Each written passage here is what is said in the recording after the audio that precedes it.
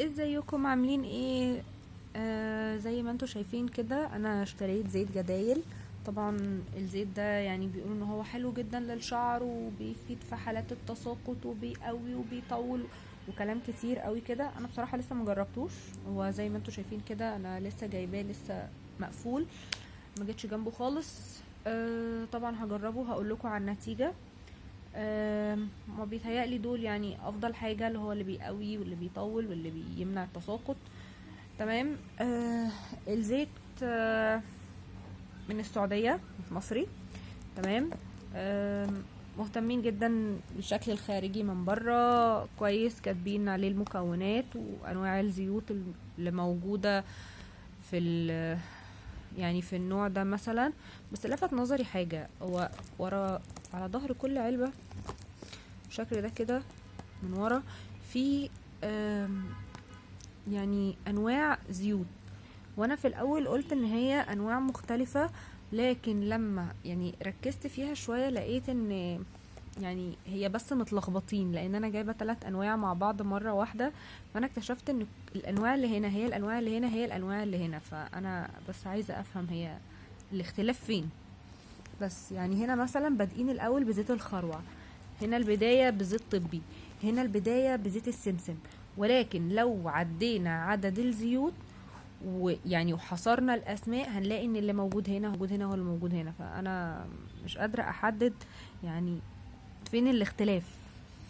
مش عارفة، يعني عدوا معايا كده: 1 2 3 4 5 6 7 8. تمام. هنا 1 2 3 4 5 6 7 8، وهكذا هتلاقي برضو في النوع التالت. انا مش عارفة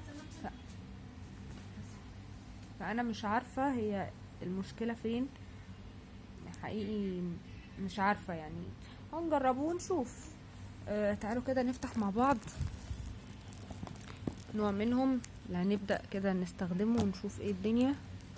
تعالوا كده نفتح ده مع بعض.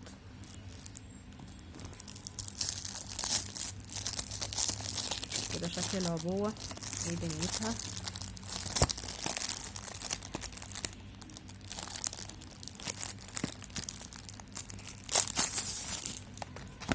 هو هنا مكتوب عليه اهو: زيت جدايل مانع للتساقط، مؤسسة كذا كذا كذا كذا كذا كذا. تمام. ودي هنا هو انتاج ايه، هو مش مصري خالص، لكن يعني انا حابة اعرف الاختلاف في ايه والضجة الكبيرة قوي. شكل الازازة يحترم بصراحة، منع للتساقط. الازازة مش بلاستيك، يعني متكلفة بصراحة، الازازة متكلفة جامد، يعني شكلها محترم وبعدين تقيلة ازاز. سامعين؟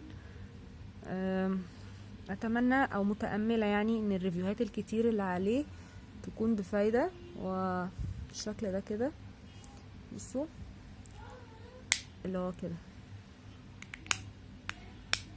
كده تستخدميه وتقفلي، فتح كده اهو الشكل ده. هنجرب واحدة ونشوف النتيجة ايه، وعليه ريفيوهات كتير، اتمنى ان هو يجيب نتيجة. لو حابين تسألوا على اي حاجة تانية اكتبولي في الكومنتات. اشوفكم المرة اللي جاية في فيديو جديد.